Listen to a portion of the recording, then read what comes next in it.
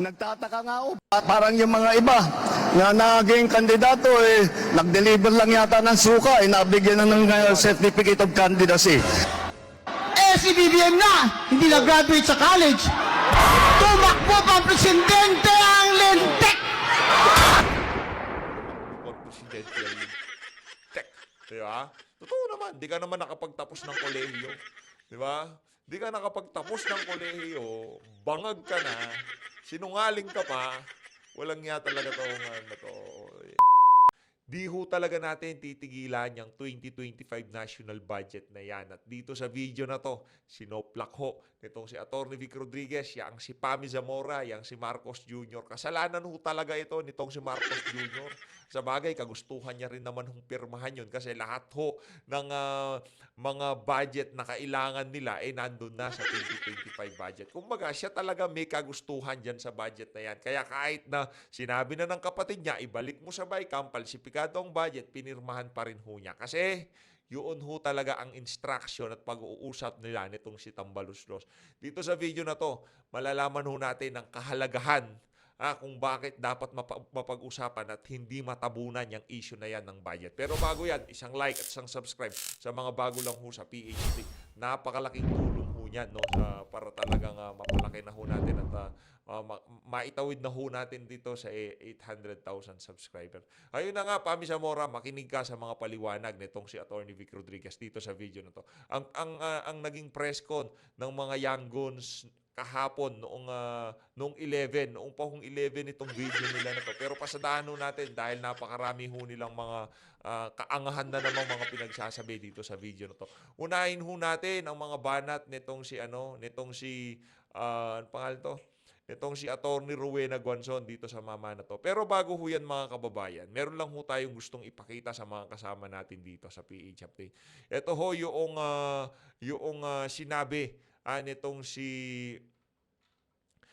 si Mayor Benji Magalong dito kay dating Pangulong Rodrigo Duterte. Ito ay galing sa isang nagsilbi sa ating armed forces, may kasalukuyang mayor ng Davao City. Ito ho, never, I don't regret supporting him. He was very supportive. He was very genuine. Totoo ho yan mga kababayan. Namit na ho natin Namit na ho natin. Yan, si tatay. Namit na ho natin. Maniwala ho kayo. Napaka-genuine. Nitong si Tatay Digong. Sa totoo lang namit na ho natin. Sobrang saya ho natin nung namit natin yan si Tatay Diggs. Di pa ho natin linalabas yung mga larawan kasi sa tamang panahon ho natin linalabas. No? Pero namit na ho natin, nakadaupang palad, nakapagmano, masaya ho yung experience natin sa pagkikita natin dito kay dating Pangulong Rodrigo Duterte. Wala akong nakitang pretension sa kanya. Wala ho talaga. Genuine nga Ganyan ho itong si dating Pangulong Rodrigo Duterte. Pero itong si Marcos Jr., ito para talagang solidong-solido atake natin dito sa video na to, di ba? Kung kahapon talagang bugbog sarado sa atin si Manny Pacquiao. Manny, sa totoo lang, tigilan mo kasi yung mga kaplastikan mo. Masyado kang, kung galit ka, kung bati kayo. Binabanat-banatan mo, tapos bigla tatandem ka, sasali ka sa lineup. Ano ka, tanga? Ito, pakinggan mo natin mga kababayan. Game! Nagtataka nga ako, parang yung mga iba na naging kandidato, nag-deliver lang yata ng suka, nabigyan na ng certificate of candidacy. Grabe naman yan. Kung makapagsalita ng lumaki ho ulo, no? Lumaki ulo nitong si Marcos Jr., no? Kasi nung una, hindi siya nagne-negative campaigning, puro positive. Di ho siya naninira, di ba? Yun ang kanyang tagline, yun ang kanyang strategy nung 2022 national election. Umalis lang si BP Sara, puro katoksikan na ginagawa niya si Marcos Jr. Pakinggan niyo ho mga banat nitong si Atty. Rowena Guanzon. Si BBM na, hindi na-graduate sa college. Tumakbo pang presidente ang lintik! Tumakbo pang presidente ang tech. Di ba? Totoo naman, di ka naman nakapagtapos ng kolehiyo. Di ba? Di ka nakapagtapos ng kolehiyo, bangag ka na, sinungaling ka pa, Walang nga talaga to na to. Yan, binuksan na yung ulo. Cheers! I do not believe and I do not indulge in negative campaigning. Ayun naman pala. I do not indulge in negative campaigning. Ito, tuloy natin. I do not believe and I do not indulge in negative campaigning. I do not believe and I do not indulge in negative campaigning. Anak ng tokwa. Pambihira talaga tong sinungaling na to, oo. Ha? I do not believe and I Pambihira ho. Ganyan ho kasi nungaling niya si Marcos Jr. Di daw ho siya naniniwala sa negative campaigning. Pero yung kanilang kick-off rally dyan sa Partido Federal, talagang wala ho siyang ginawa kung hindi siraan yung mga kandidato nitong si dating Pangulong Rodrigo Duterte. Pastor Kibuloy, walang iya ka? Ha? Kung makapagsalita ka, kala mo talagang bago nyo ho banatan ng kung ano-ano si Pastor Kibuloy na bulaang propeta, abusado, sagutin nyo ho muna. Yung panawagan ng ating mga kababayan, kung malinis ho ba talaga kayo, magpa-hair follicle test ho kayo. Simple lang. Kayo ho, sa lahat ng politiko, kayo ho ang pinaka wala sa lugar na bumanat sa mga kapwa nyo politiko. Dahil napakarami hong isyong ibinabato sa inyo na hanggang sa ngayon, hindi nyo pa rin ho nasasagot. Hindi pa rin ho natutuldukan sa kaisipan at kamalayan ng sambayan ng Pilipino. Kaya dapat ho, bago ko kayo magbida-bida, bago ho nyo banatan yung mga kalaban nyo, siguraduhin nyo ho muna na malinis kayo, Mr. Marcos. Eto ho, di pa ho tayo tapos dito. Dito pa rin ho tayo kay Atty. Rowena Guanzon.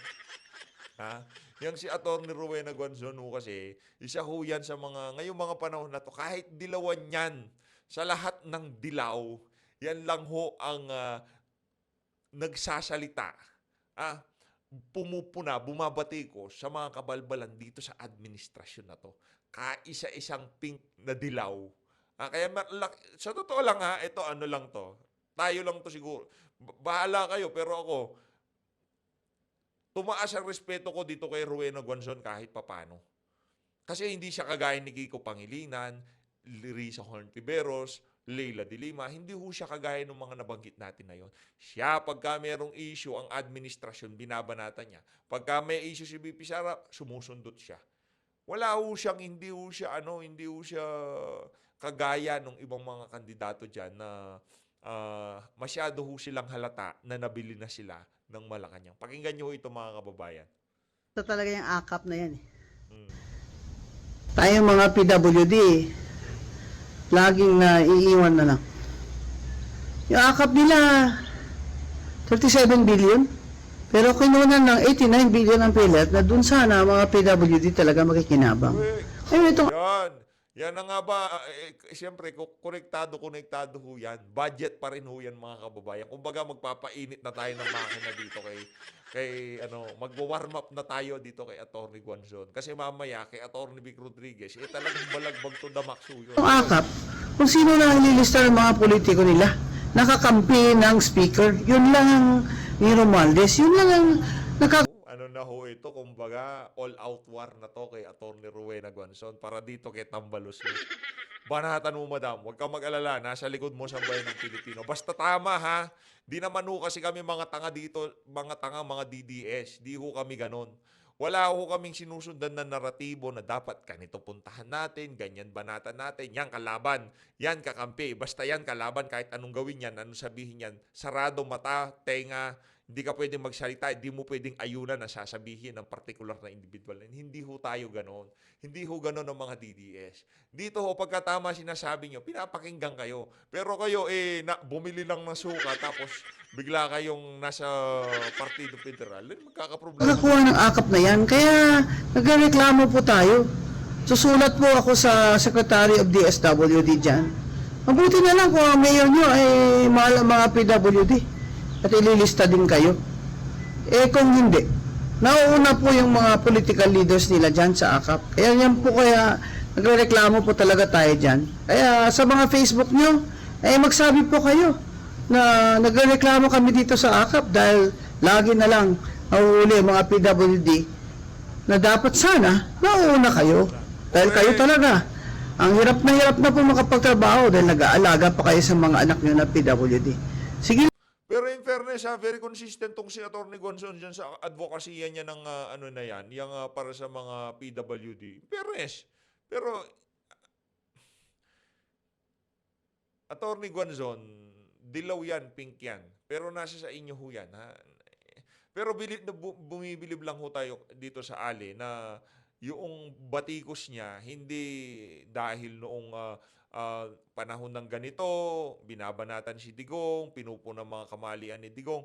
Dito ho kasi, kumbaga nakita natin yung mga mapagbalat kayo. At itong Ali na to, nakita ho natin siya, kasama ho siya doon sa mga talagang totoong bumabatikos pagka merong maling ginagawang administrasyon.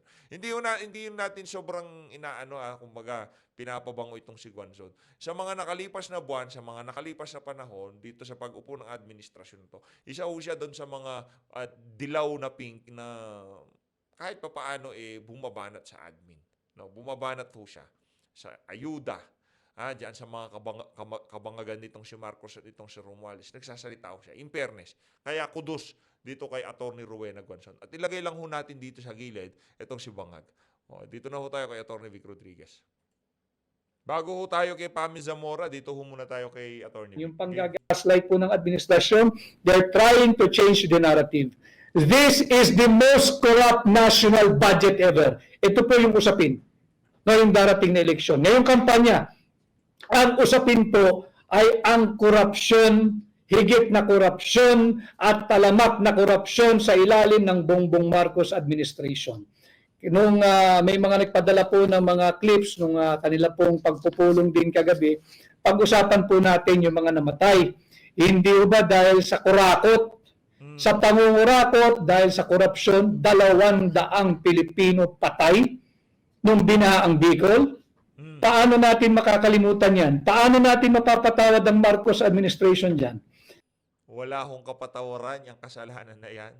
Hindi ho yan dapat kalimutan ng ating mga kababayan. Hindi porket nagpasko na, nag-Valentine's na, nangyari na yung impeachment na yan, kakalimutan na natin yung pagiging incompetent ng administrasyon na to, yung pagwaldas natin ng tag-1 bilyon kada araw para dyan sa flood control na yan. Banatan mo, attorney.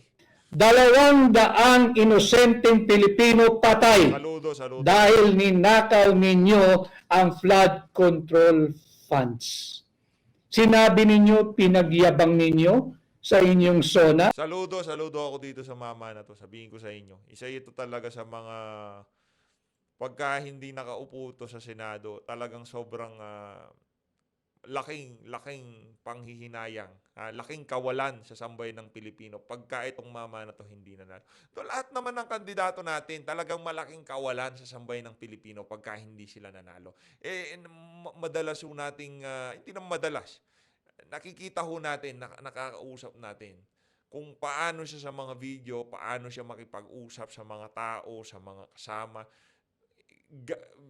Very consistent ho. Walang pagbabalat kayo. Wala akong nakitang pagbabalat kayo dito sa mama na to. Kaya pagka ito, nahihalal ho natin. Yan si Atty. Vic, Pastor Kibuloy, yan si Kong Marcoleta, Senator Bato de la Rosa, yan si Atty. Jimmy. Ano ho natin yan, i-interviewin ho natin yan. Siyempre, yan si Atty. JB. Lahat to. Talagang gusto ho natin silang manalo para talagang solido ika nga. Yung pag gusto nating marating sa susunod na kongreso o yung gusto nating silang maging totoong boses ng sambayan ng Pilipino dyan, makuha ho natin. Tuloy. 500 billion pesos higit kumulang ang ginastos ninyo sa loob lamang ng 2 taon ng inyong administrasyon para kanyo sa flood control programs. Anong ginawa ninyo sa flood control funds? Kinurakot ninyo. Ninakaw ninyo. Anong resulta? Huwag po natin silang patawarin. Huwag po natin silang palagpasin. At huwag po natin kalimutan ito. Dahil sa pangungurakot sa flood control funds, dahil sa peking 5,500 flood control programs, 200 inosenteng Pilipino patay dahil sa korupsyon. Dahil ninakaw ang perang sana ay sa flood control programs. Kung hindi kayo suwapang sa pera, buhay pa siguro ang higit sa nakararami doon sa inosenteng 200 Pilipinong patay dyan sa Bicol. Huwag po nating kalilimutan yan. Huwag nating palagpasin. Huwag tayong magpa-gaslight. Huwag tayong pumayag for the Marcos administration to change the narrative. At tandaan niyo po yan, 200 inosenteng Pilipino patay dahil ninakaw ang flood control funds. Kinurakot ang flood control funds. Huwag niyong kalimutan, ito. Laking kawalan ho nitong si Attorney Vic sa team nitong si Marcos Jr. Laking kawalan ho ng mama na yan, sa totoo lang. Pero kung hindi naman niya, kung ako si Marcos, di naman kita dapat kagyat paniwalaan sa mga sasabihin mo kasi Pangulo na nga naman ako. Pero hindi naman kita basta-basta ililet ko kasi yung mga prinsipyo mo na pinagsamahan natin, kaya ako naluklok dito, yun ang dahilan kung bakit tayo. Isa sa mga dahilan kung bakit tayo nanalo. Hindi kita basta-basta ililet ko kahit sino pang magbubulong sa akin. Kaso nga mga kajamin niya sa pulburunan yung kagawaan ng pulburon yung mga kajamin niya. Kaya nung siniraan niya si Attorney Vic, ginawa ng mga kung ano-ano mga gawa-gawang storya at yung hindi na pagbigyan yung mga pumapadirino diyan sa Malacanang, ayun na nawala siya. Yun, laking kawalan sa totoo lang. Makasama mo sa team mo kahit sino man ho ng kandidato na nasa listahan natin. Talagang very grateful ka kasi mga sila, mga magagaling, mga tapat, talagang yung pagpuso nila ay para sa paglilingkod sa bahay. Isa ho yan si Atty. Vic Rodriguez. Ayun na nga, pasok na ho tayo. Huwag niyong kalimutan itong isa sa kandidato natin. Punta na ho tayo dito sa dalawang unggoy na to. Especially itong si Pami Zamora. No? Ako naiintindihan ko kung bakit ka hindi naisama sa prosecution panel. Kasi ka madali.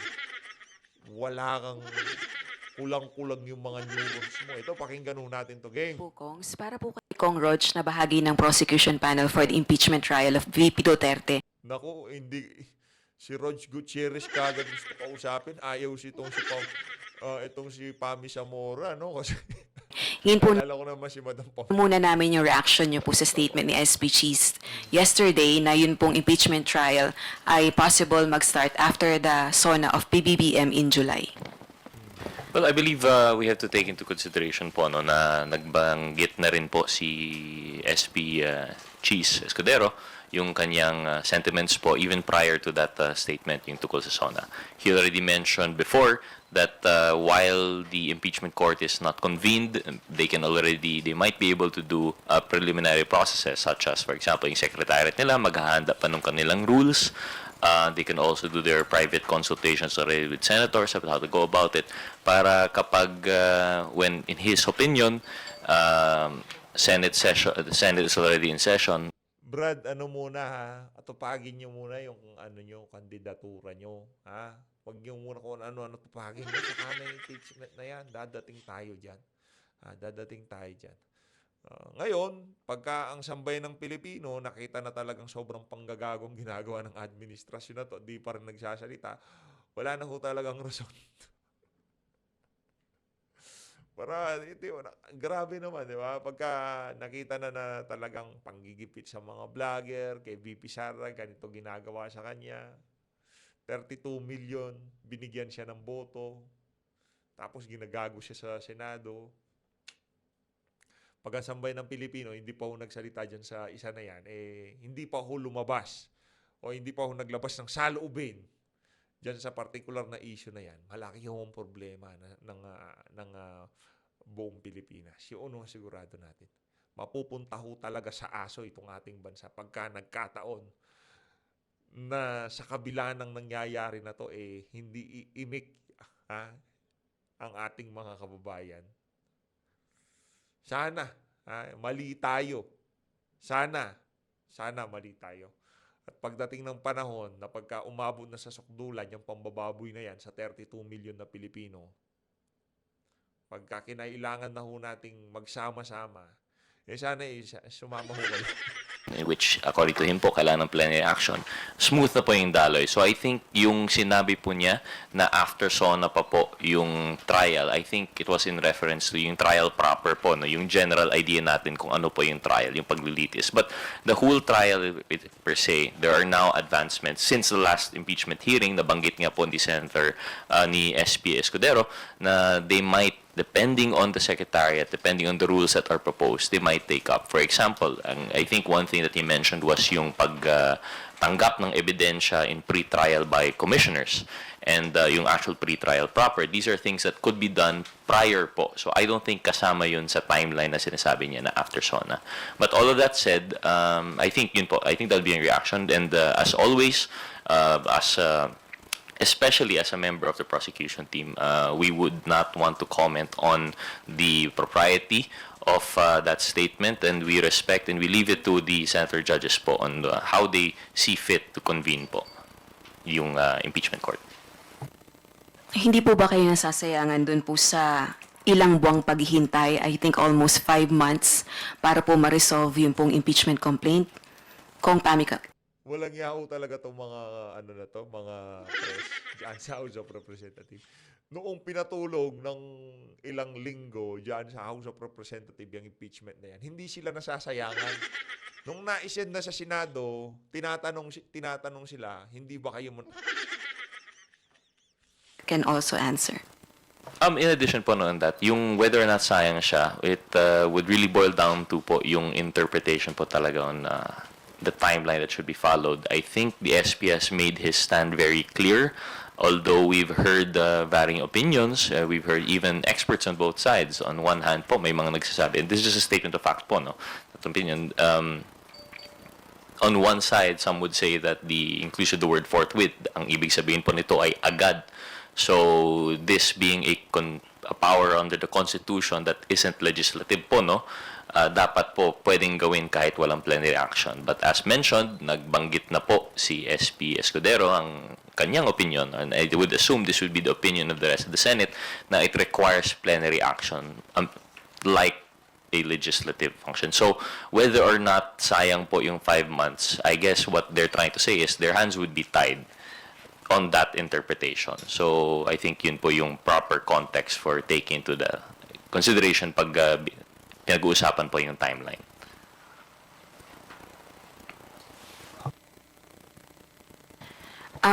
Dun po sa prosecution panel, meron po ba kayong possible options para mas mapaaga yung impeachment trial? For example, encouraging President Marcos Jr. to call for a special session.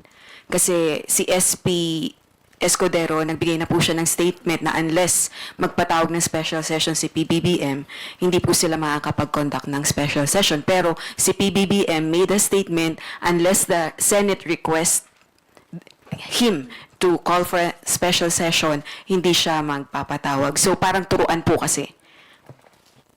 Opo, to answer the question, firstly, ay hindi pa po pinag-uusapan ng prosecution team, but as a personal opinion, I don't think the prosecution team will make any moves in that manner. Hindi po kami mananawagan, only for the simple reason na ayaw po kaming ma-misinterpret as trying to unduly interfere or influence yung yet to be convened impeachment court. Kailan po maintindihan, we will be advocates po in that court. And of course, anything that we might say or do might be tainted with bias. So we'd rather it not come from us. But kagaya ng sinabi na po ni SP Escudero, nabanggit na po na siya, na he is of the opinion na pwede naman po mag-call ng special session ng presidente. Kahit ang presidente sa isang press con, sinabi niya na he may call a special session. So we leave it to them na lang po on that decision. But as far as we're concerned, that would be... Abang na lang kayo. Abang lang kayo. Magpapa-special session yan. Kayo nga, tinimun kayo dyan sa House of Representatives para talagang trabahuin yan si BP Sara, ma-impeach yan si BP Sara. Tapos, alangan na mga pagdating sa Senado, mababara dyan yung kabalbalan nitong si Marcos Jr. Abang lang ho kayo, ano yan, magtutuloy-tuloy yan. Hindi ho titigil yung mga walang yang yan hanggat hindi na i-impeach itong si Vice President Sara Duterte. Pero tingnan lang ho natin kung yung mga susunod na kaganapan. Sa totoo ho niyan, sobrang na-excite ho tayo kung ano magiging resulta ng kapritsyo na to ng administrasyon ni Marcos Jr. Abang lang ho tayo. Be a call on their parts na lang po. Well, on my end and on our end, Ito walang utak ito. Walang utak to, puro taba lang ho kung meron dito sa ali na to. Pasensya na mama. Kasi kung doon sa mga previous pronouncement mo, magaling ka lang mag-English, magaling ka lang magsalita ng English pero walang naman yung mga sinasabi. Tuloy mo mama. kahit hindi naman ako part ng prosecution team, Saka di ka naman abogado. Usaping legal yan, yung pork with, baka di mo nga alam ibig sabihin ng pork with. si Speaker Martin Romualdez has already said that Congress respects and will not pressure the Senate. Although there are many legal luminaries who are advising Kaya sinasabi ko, gawan mo kami ng analogy yung sa classroom. Pero pagdating sa legal luminary, tigilan mo kami dyan, Brad. Madam, tigilan mo kami dyan, ha? Ikaw, ha? Palay po ka muna bago ako maniwala. the Senate to start right away. And while some advise otherwise, but Hindi as ka far as the House is abogado, concerned, we've tumigil ka. already impeached the Vice President, and so we will really leave it to the Senate as to when they will convene to become a trial court. Kaya nga, wala na eh. Binigay nyo na sa kanila yung bola eh. Sa sobrang pakialamero nyo, sa sobrang mga apurado kayo, magpalay po ka muna kasi. Thank you, Rosalie. For today's second question, let us call on Tina Puro kasi pagkain inaatupag mo. Puro kanin. Carbs yun pumupunta sa utak, kaya nagkakaganyan utak mo. Tigilan mo kasi kakakanin mo. Nakakabagal mag-isip yan. Tigilan mo yan. Pangiliman Perez from GMA7. For Prosec Kong Rog, will you be requiring the presence of Vice President Sara Duterte during the impeachment trial? Yun ang mga tanong. Again, we've yet to talk about yung specific matters such as this. Di pa po, wala pa na pag-uusapan. Not even yung usual na, like your question last time, wala pa po akong update, wala pa pong division Baka of di ka work. nakasubscribe kay PHFD, kaya wala ka pang update.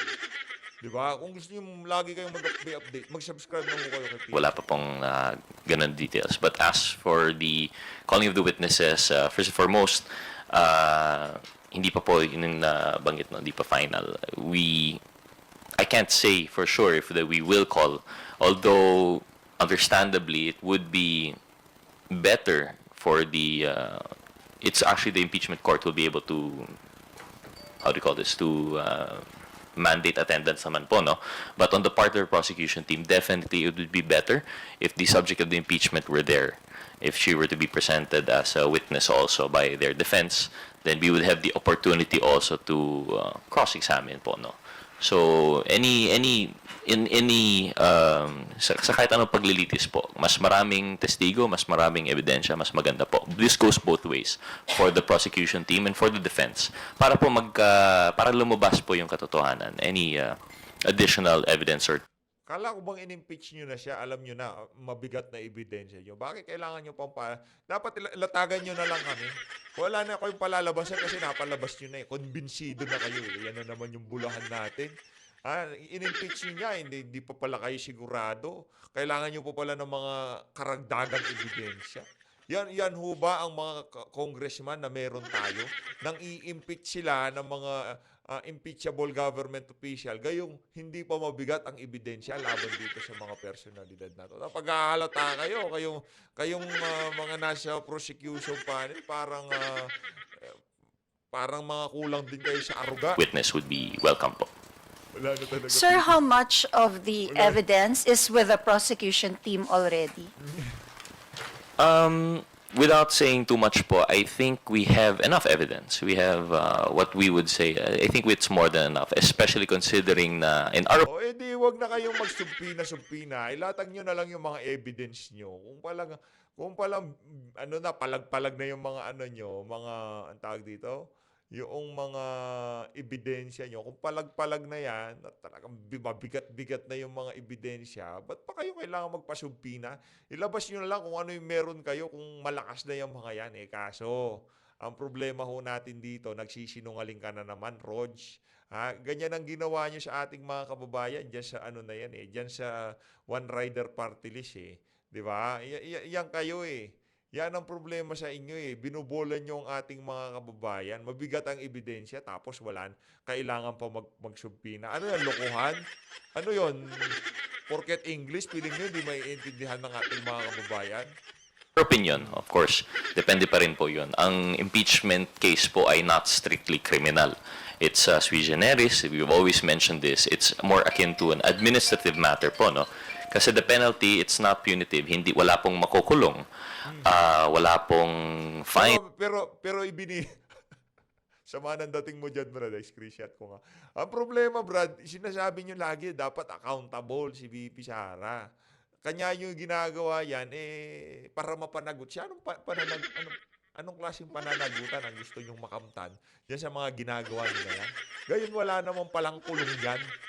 Diba? Tanggal sa pwesto at perpetually disqualify siyang humawak ng mga government posts. Talaga, bulahan ka. Fines and penalties na that would be implemented.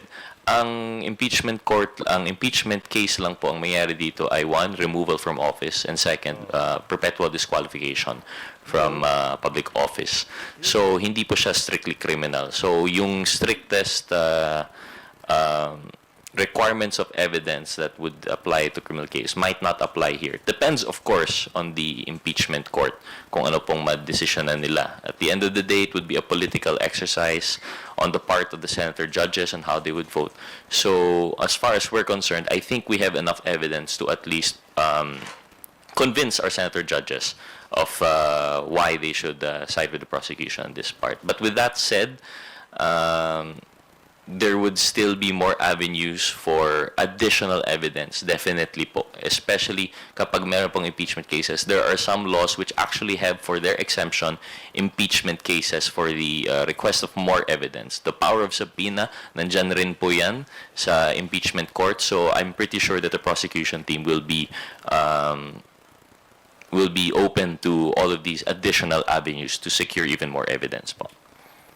Sir, does that include yung ni-raise po ni Representative Kong Hu na 12.3 billion peso unsettled financial transactions in DepEd during the tenure of the Vice President? Because he is calling on the House to investigate the issue. Therefore, wala pa yung ebidensya on this. So will that be included?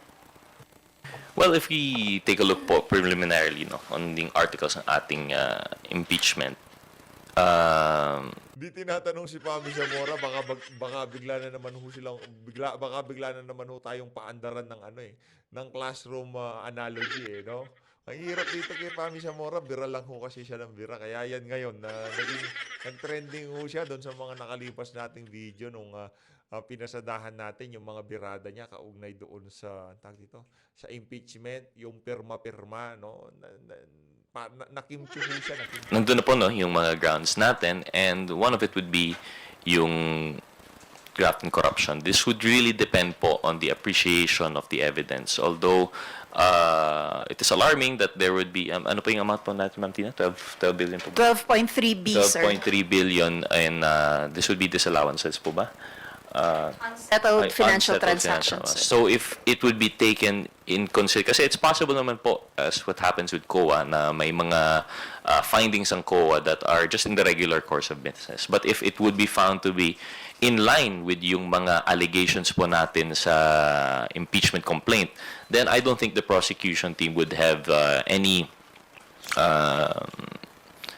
they will not shy away from making use of such evidence po siguro. Thank you po. Thank you, Tina. Bibian Gulia from ABS-CBN.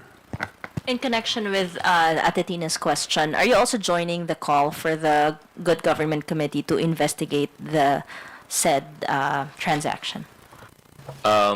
Unfortunately, as with many things po, as a member now of the prosecution team, I think I would have to exercise more restraint than other members of the House. I will not join the call, although we will anticipate eagerly any developments there. Kasi po, sa amin, because we already have filed the complaint the House has already filed a complaint, and we are now anticipating the convening of the impeachment court. That would now be the proper venue for us to thresh out these issues. If the prosecution team feels na kulang pa po yung evidence or that they would like to seek additional evidence, the proper venue would also be through the impeachment court. Although nothing precludes po the House from conducting inquiries in aid of legislation as part of its legislative functions, and nothing would preclude other members of the House po to answer this call po ng kapwa congressman po namin. On whether we plan to bring this up sa Good Government Committee, yes, ma'am. In fact, napag-usapan na namin yan ng ibang members dahil sa proposal ni Congressman Kong Hoon, balak po talaga yung talakayin sa Committee on Good Government. Also, Kong Rog, you mentioned that you have more than enough evidence for the prosecution of on the impeachment trial of the Vice President. Why is there a need to request for the subpoena of the bank records? Well, you don't stop po just because you know that you have enough evidence. No, you don't stop. Ayan na ho mga kababayan, mambobola na ho itong si Rodji Gutierrez. Dito na ho na tatapusin ang ating reaction video kaugnay dito. Bistado sila, kulang-kulang ebidensya nila, di ba? Gusto nilang ligwakin itong si VP Sara, gayong wala yan. Diba? Kung talagang mabigat na, edi kung gayon pa lang pumirma na kayo at sinasabi nyo sa mga kababayan natin, okay na, approve, impeach na sa House of Representatives, mabigat ang ebidensya, ilatag nyo na lang ho yun para magkaalaman talaga tayo. Otherwise, mga sinungaling kayo. Talagang gumana yung 150 million sa pagpirma ng ibang mga congressman. Balita ho natin, atin lang to ha. Kasi meron ho tayong nabalitaan na di umano,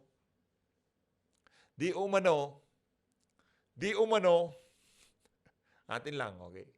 Huwag yung pagkakalat. Sa atin lang to. Huwag yung sasabihin ha.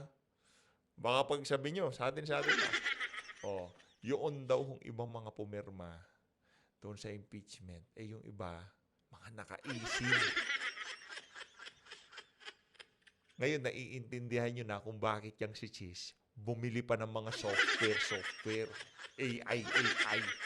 Kasi gusto ho nilang malaman kung yung ibang mga pumirma, wet sig or e-sig. Pag wet signature, on the spot, bawal ho pala sa impeachment yung e-sig.